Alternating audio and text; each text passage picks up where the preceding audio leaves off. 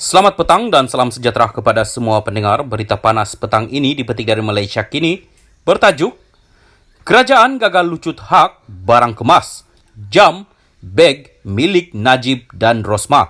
Berita penuh, kerajaan gagal dalam usahanya untuk melucutkan hak, wang tunai, barangan kemas serta aset bernilai RM80 juta yang didakwa hasil penyelewengan dana 1MDB yang dirampas daripada Pavilion Residence pada 2018. Mahkamah Tinggi Kuala Lumpur pagi ini menolak saman ke atas OBU Holdings Sendirian Berhad yang unit kondominiumnya di Kuala Lumpur itu diserbu dan disita. Hakim Muhammad Jamil Hussein menerusi penghakiman ringkasnya mendapati pendakwaan selaku pemohon gagal membuktikan barang disita adalah hasil daripada aktiviti pengubahan wang haram dan menyalahi undang-undang. Harta itu membabitkan barang kemas, jam tangan dan beg tangan yang disita daripada sebuah unit di Pavilion Residence milik OBU Holdings pada 17 Mei 2018. Jam tangan itu turut dituntut oleh bekas Perdana Menteri Najib Razak, manakala istrinya Rosmah Mansur menuntut barang kemas dan beg tangan berkenaan. OBU adalah responden tunggal dalam saman pelucut hakan berkaitan 1MDB kerajaan. Najib dan Rosmah serta tukang emas Lubnan Global Royalty Trading SAL adalah penuntut pihak ketiga.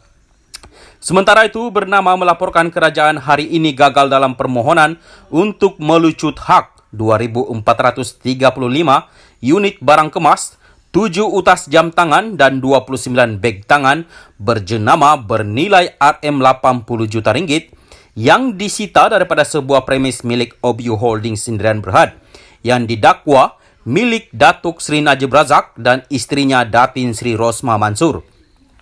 Ini berikutan keputusan Mahkamah Hakim Tinggi Datuk Muhammad Jamil Hussein yang menolak permohonan pendakwaan selaku pemohon untuk melucut hak barangan tersebut yang disita oleh polis di Pavilion Residence pada 17 Mei 2018. Dalam penghakimannya, Muhammad Jamil berkata, pemohon gagal membuktikan kesemua barangan yang disita itu adalah hasil daripada penyelewengan dana One Malaysia Development Berhad 1MDB.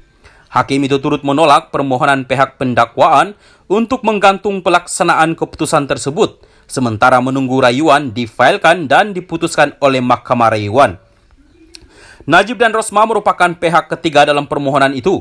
Mana-mana pihak ketiga yang mendakwa mempunyai kepentingan ke atas barangan yang dirampas boleh hadir di mahkamah untuk mengemukakan alasan mengapa barangan itu tidak boleh dilucut hak kepada kerajaan.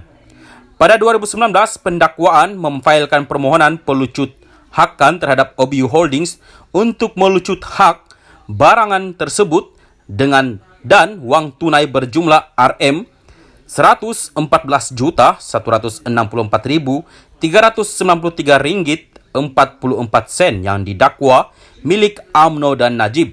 Bagaimanapun, kerajaan gagal melucut hak wang itu.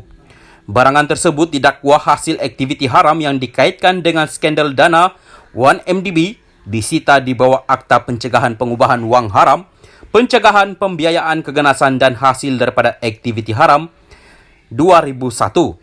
Barangan kemas dan beg tangan didakwa milik Rosmah manakala jam tangan milik Najib. Dalam keputusannya, Hakim Muhammad Jamil berkata, pegawai penyiasat pengubahan wang haram, Superintendent for Wei Min gagal membuktikan bahawa jam tangan yang disita itu hasil daripada pecah amanah atau harta curi. Perlakuan kesalahan predikat aktiviti haram tidak dibuktikan, maka tidak timbul isu bahawa jam tangan yang disita diperoleh berkaitan dengan perlakuan kesalahan predikat atau menggunakan penyelewengan dana 1MDB, katanya. Teruskan bersama channel ini. Sekian, terima kasih.